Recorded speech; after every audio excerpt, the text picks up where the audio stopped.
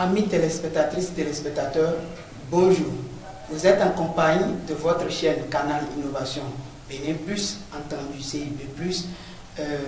Désormais, vous aurez droit à votre émission Connais-toi toi-même tous les mardis à 7 h. Et pour le compte de ce premier numéro, nous avons le plaisir de vous entretenir sur la gestion du temps. Et tout l'honneur est pour nous de vous d'avoir sur le plateau Monsieur Aman Kodjo, c'est un coach dans ce domaine. Monsieur Aman Kodjo, bonjour. Bonjour. Comment vous allez? Ça va très bien. Oui, nous voulons entretenir ce matin sur la gestion du temps, pour notre premier numéro. Et j'aimerais vous demander, aujourd'hui, les gens, en ce qui concerne le temps, les gens reportent à demain ce qu'ils ont à faire aujourd'hui, soit disant j'ai le temps, j'ai le temps, j'ai le temps. Comme si pour eux, ils ont 48 heures ou 72 heures et les autres ont 24 heures. Qu'est-ce que vous avez à dire sur ce sujet, monsieur Amankolo? Bon, merci déjà pour l'opportunité. Je tiens à vous féliciter pour le travail que vous faites et aussi dire merci à tous les internautes qui suivent cette émission. Alors, vous avez parlé tout à l'heure du report de ce qu'on a à faire, d'accord, à demain, c'est cela. Et pourquoi est-ce que les gens reportent à demain ce qu'ils ont à faire et se disent qu'ils finalement se rendent compte qu'on n'a pas en fait le temps. Je dirais que c'est quelque chose que tout le monde, d'accord, peut expérimenter. C'est un phénomène qu'on peut observer chez tous les êtres humains.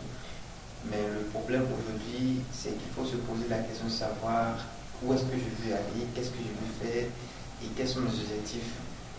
Est-ce que je dois toujours continuer à remettre à demain ce que je dois faire plutôt que de le faire en même temps et plutôt rester à toujours remettre à demain? Quelle est l'importance pour nous en fait de remettre les choses à demain? C'est la question que chacun doit se poser. Donc si je suis quelqu'un qui veut réussir, je suis quelqu'un qui veut atteindre des objectifs, si je suis quelqu'un qui veut devenir une personnalité ou une autorité ancrée, je pourrais quand même déjà savoir quelles sont les aptitudes, d'accord, quelles sont les qualités que je dois développer très tôt, d'accord, pour que demain je puisse répondre, je puisse devenir ce que j'ai envie d'être ou que je puisse réussir ma vie en général.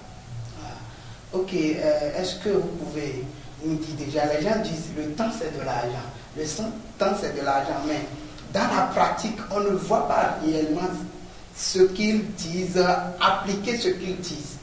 Et pour vous, qu'est-ce qui en est la base? Au fait, qu'est-ce que les gens, est-ce qu'ils se fient à la théorie et en pratique on ne voit rien? Qu'est-ce qui peut être à la base de ça? Bon, votre deuxième question se ramène un peu, en fait, nous ramène encore un peu sur la première question, qui est de savoir en fait ce qu'on veut. On peut dire des choses, on peut lire des choses, on peut, voir des paroles de motivation à gauche et à droite, on peut les écrire, ceux qui sont contre Facebook, on peut les chanter à voix de journée. On peut aussi ne pas arriver à les appliquer. Donc tout dépend en fait de celui dont on parle, tout dépend en fait de la personne. D'accord. Ce qui fait que les gens n'arrivent pas à faire ce qu'ils disent, c'est déjà parce que peut-être c'est pas facile de toujours appliquer ces normes, appliquer ces principes ou ces règles qu'on évoque tout le temps. Même si au fond de soi, on sait que c'est des choses, réelles, d'accord, des choses d'importance qui doivent changer des choses dans notre vie. Même si on reconnaît la valeur de ce qu'on dit, de ce qu'on émet comme théorie, ou comme règle, comme principe, comme norme, on n'arrive pas à les mettre en pratique. Peut-être d'abord que ce n'est pas facile. Parce que vous savez, pour être quelqu'un, de vraiment exemplaire, ce n'est pas donné à tout le monde de le faire, n'est-ce pas? Et donc il faut déjà savoir ce qu'on veut faire de sa vie, quel est l'objectif d'abord de sa vie, avant donc de pouvoir savoir, voilà, ce que je dis, je dois le faire. Et donc les gens disent des choses, mais ils n'arrivent pas à le faire. Bon, c'est quelque chose qu'on pourra laisser sur la conscience de chacun. Mais dans la pratique, dans la vie courante, on peut observer cela, dans la manière dont les gens, ces personnes, d'accord, réussissent leur vie. Si j'ai quelqu'un qui me chante tout le temps que le temps c'est de l'argent, je dois bien gérer mon temps, et qui vient tout le temps en retard, qui n'est pas ponctuel, c'est que quelque part, cette personne n'est pas sérieuse et c'est quelqu'un qu'il ne faut pas suivre a priori. Donc, c'est pas facile d'abord de pratiquer ce qu'on dit. Et l'autre chose, peut-être que ces personnes n'ont pas les mêmes objectifs que vraiment les pionniers, si je peux m'exprimer ici, ceux qui ont développé cette théorie à l'origine. Vous savez que chaque théorie qui est développée, c'est soit à la base des expériences que la personne a vécues, soit à des leçons que la personne a tirées d'un événement heureux ou malheureux de sa vie. Mais si nous avons finalement lu cela dans un livre, comment on dit, appris cela, que ce soit à l'école, dans tous les lieux de formation, et que nous voulons maintenant dire à tout le monde, et divulguer, si je peux m'exprimer ici, cette théorie, c'est que nous n'arrivons forcément pas à nous mettre dans la peau de celui ou de celle qui a vraiment développé cette théorie, cette règle-là. Les gens aujourd'hui sont attristés de là où ils se trouvent aujourd'hui. Parce qu'entre-temps, par le passé, ils n'ont pas pu prendre une certaine décision. Voilà. Et c'est par rapport à la mauvaise gestion du temps. Il y a aussi un adage qui dit, si ce que vous avez fait par le passé continue de vous impressionner, ça veut dire que vous gaspillez votre temps. C'est-à-dire que vous n'avez rien fait aujourd'hui qui pourra pour laquelle vous allez vous contenter que ce que vous avez fait par le passé. Ça veut dire que le présent est gaspillé. Bon, est-ce qu'aujourd'hui, nous sommes en train de parler sur la gestion du temps et les téléspectateurs ont besoin d'être édifiés? Si entre-temps ils géraient mal leur temps, je pense qu'à partir du moment où ils nous écoutent, ils ne vont plus gérer mal leur temps. Donc j'aimerais par la suite vous demander quelques clés que vous allez donner à chaque téléspectateur qui nous suit, et téléspectatrices, pour que désormais ils savent comment gérer leur temps à bon escient. D'accord. Nous n'allons pas dire quelque chose de nouveau. Vous avez déjà forcément entendu parler une fois vous avez parlé de clés. Moi je parle de quelques méthodes de gestion efficace du temps. Et donc c'est des choses que forcément vous avez peut-être déjà lu quelque part, vous avez peut-être entendu quelque part dans les formations et tout, qu'il faut avoir une méthode de planification. Donc celui qui se lève aujourd'hui, qui se lève ou qui veut, mettre un certain nombre d'activités en place, doit savoir quel temps impartir à cette activité. Cette émission, c'est sûr que vous l'avez donné un temps donné, et donc l'émission se déroule dans ce cadre-là. Donc chacun doit déjà savoir que tout ce que nous faisons tout au long de notre vie, que cela soit dans la journée, dans les semaines, dans les mois et peut-être après dans l'année, il faut que chaque activité, chaque activité s'inscrit dans un cadre donné. C'est ce cadre qu'on peut appeler le temps. Et donc, quel nombre de temps j'ai, j'alloue, à chaque activité que je veux mener au cours de ma journée. C'est ça qui définit ma manière à moi de bien gérer ou pas le temps. Donc, il faut avoir une planification.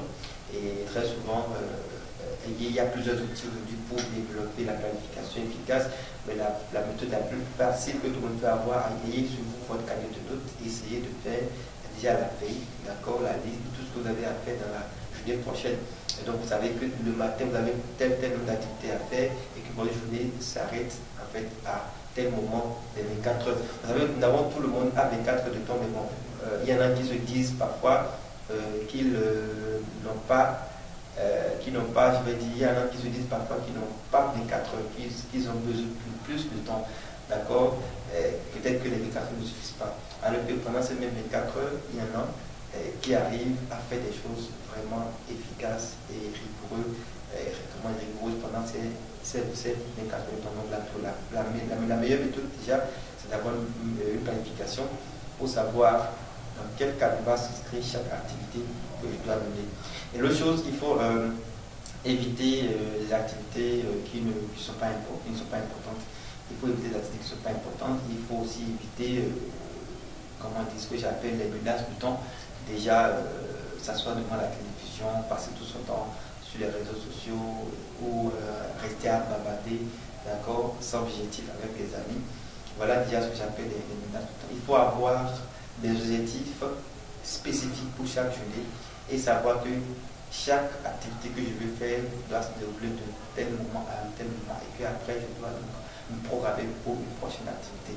Donc si j'ai une méthode de planification efficace que je m'applique, je donne la rigueur du coup pour respecter chaque activité dans chaque temps, je pourrais dire à la fin de la journée que voilà, j'ai fait tel nombre de choses et je pourrais dire que de manière efficace, j'ai géré mon temps. Déjà, c'est ce que je peux partager avec nos amis, ceux-là qui nous suivent actuellement.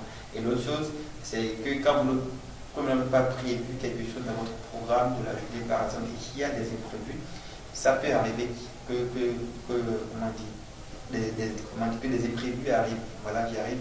Et donc, quand les imprévus arrivent, c'est à vous de savoir, en fonction de la priorité, d'accord, de ce que vous avez à faire, est-ce que c'est important pour vous de reporter une activité déjà programmée et le remplacer par cette activité qui vient de manière imprévue. Et donc, si cette activité est aussi importante pour vous, donc vous pouvez toujours faire en fonction de votre priorité, ou vous finissez très rapidement une activité pour pouvoir donner un peu de place de votre journée à cette activité qui vient sous forme d'imprévu et pouvoir toujours aller de l'avant. Maintenant, quand vous voyez que ce n'est pas aussi imprévu, mais ce n'est pas plutôt très urgent, d'accord, à régler, vous pouvez toujours remettre cela dans votre programme de la journée prochaine. Okay. Merci à vous. Alors, vous voyez les méthodes à pratiquer pour rendre votre journée efficace. Je sais que cela vous aurait plu. Je sais, très bien, je suis convaincu que vous avez gagné beaucoup de choses là-dedans. Chaque journée compte 24 heures, 1440 minutes et 84 600 secondes. Pour un blanc comme pour un noir, pour un petit comme pour un grand, pour un élancé comme pour un coup. Dieu n'a pas fait discrimination. Alors, vous qui nous suivez actuellement, n'oubliez pas de vous abonner à votre chaîne Canal Innovation Béné Plus et cliquez sur le bouton j'aime. Et si vous avez des questions, n'hésitez pas à nous contacter sur les numéros suivants 94 97 45 62 ou le 67 43 64 54. Merci beaucoup à vous. À la prochaine émission.